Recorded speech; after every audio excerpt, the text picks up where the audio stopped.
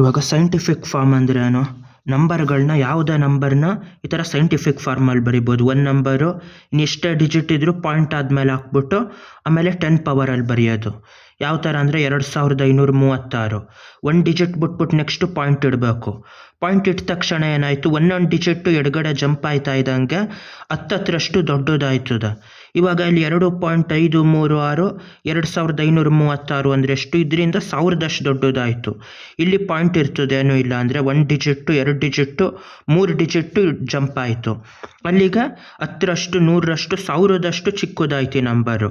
ಅಷ್ಟು ಚಿಕ್ಕದಾಗಿದ್ದಕ್ಕೆ ಅದ್ರ ಸಮ ಆಗಬೇಕು ಅಂದಾಗ ಟೈಮ್ಸ್ ಆಫ್ 10 ಕ್ಯೂಬ್ ಅಂತ ಬರೀಬೇಕು.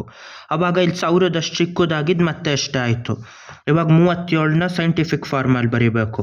ಯಾವ ಥರ? 3.7 ಅಂತ ಬರೀಬೇಕು. 10 ಚಿಕ್ಕದಾಯಿತು. ಟೈಮ್ಸ್ ಆಫ್ 10 ಅಂತ ಮಾಡ್ಬೋದು. ಅದೇ ಥರ 527ನ ಸೈಂಟಿಫಿಕ್ ಫಾರ್ಮಲ್ಲಿ ಬರೀಬೇಕು ಅಂದರೆ 1 ಡಿಜಿಟ್ ಬಿಟ್ಟು ನೆಕ್ಸ್ಟ್ ಪಾಯಿಂಟು 5.27 ಎಷ್ಟು ಡಿಜಿಟ್ ಬತ್ತು? 1 2. ಹಂಗಾಗಿ 10 ಸ್ಕ್ವೇರ್ ಅಂತ ಮಾಡಬೇಕು. ಯಾಕಂದರೆ 527 ಅಂದರೆ 100 ಚಿಕ್ಕದಾಯಿತು. ಅಷ್ಟನ್ನ ಗುಣಿಸ್ಬೇಕು. ಅದೇ ಥರ 0.02 ಅಂತಾಯಿತು.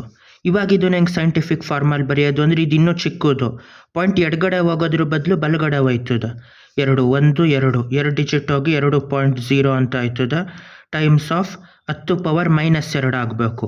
10 ಪವರ್ -2 ಆಗಬೇಕು ಅಂದರೆ ಯಾಕಾಗಬೇಕು ಅಂದರೆ 100ರಿಂದ ಗುಣಿಸೋದಾಯಿತು. 0.02 100 ದೊಡ್ಡದಾಯಿತು. ಇವಾಗ 10 ಪವರ್ -2 ಅಂದರೆ ಅರ್ಥ ಏನದು? 1/100 ಅಂತ, 100ರಿಂದ ಡಿವೈಡ್ ಮಾಡಿದ್ದು ಅಂತ. 100ರಿಂದ ಗುಣಿಸಿ ದೊಡ್ಡದಾಗಿದ್ದು ಮತ್ತೆ 100ರಿಂದ ಡಿವೈಡ್ ಮಾಡಿ ಅಷ್ಟೇ ಚಿಕ್ಕದಾಗಕ್ಕೆ ಶುರು ಆಯಿತು. ಇವಾಗ 273.57 ಅಂತಿರ್ತದೆ. ಇದನ್ನು ಸೈಂಟಿಫಿಕ್ ಫಾರ್ಮಲ್ಲಿ ಬರೆಯೋದು ಹೆಂಗೆ? 1 ಡಿಜಿಟ್ ನೆಕ್ಸ್ಟು ಪಾಯಿಂಟ್ ಇಡಬೇಕು.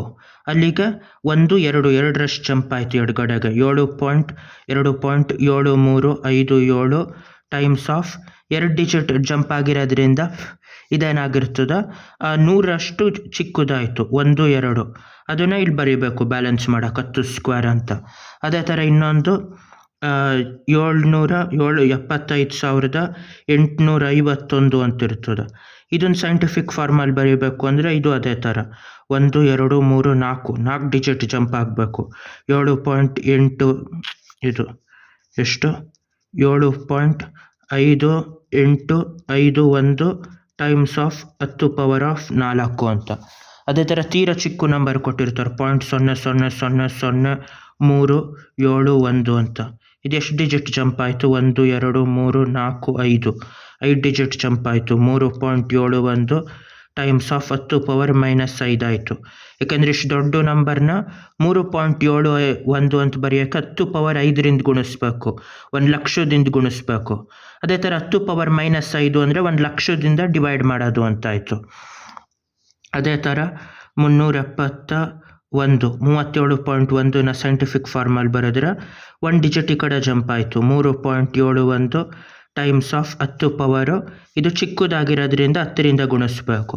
ನೆಗೆಟಿವ್ ನಂಬರ್ಗೂ ಮಾಡ್ಬೋದು. -217 ಅಂತಿರೋದನ್ನ 2 ಡಿಜಿಟ್ ಜಂಪ್ ಆಯಿತು ಅಂದರೆ 1 2 -2.17 ಟೈಮ್ಸ್ ಆಫ್ 10 ಪವರ್ 10 ಸ್ಕ್ವೇರು ಎಡಗಡೆ ಜಂಪ್ ಆಗಿರೋದ್ರಿಂದ ಈ ನಂಬರ್ ಚಿಕ್ಕದಾಗಾಯ್ತಾ. ಅದನ್ನು ಬ್ಯಾಲೆನ್ಸ್ ಮಾಡಿ ಅಷ್ಟೇ ಆಗಬೇಕು ಅಂದರೆ 10 ಸ್ಕ್ವೇರಿಂದ ಗುಣಿಸ್ಬೇಕು. ಇನ್ನೊಂದು -23 ಇದನ್ನು ಸೈಂಟಿಫಿಕಲ್ಲಿ ಬರೀಬೇಕು ಅಂದರೆ ಈ ಡಿಜಿಟ್ ಇಲ್ಲೂ ಆಯ್ತದೆ. -2.3 ಅಂತ ಆಯ್ತದೆ. ಇದು ಚಿಕ್ಕದಾಗಿರೋದ್ರಿಂದ 10ರಿಂದ ಗುಣಿಸ್ಬೇಕು. ಇದಿಷ್ಟು ಸೈಂಟಿಫಿಕ್ ಫಾರ್ಮ್ ನಂಬರ್ಗಳನ್ನು ಬರೆಯೋದು. ಬಾಯ್.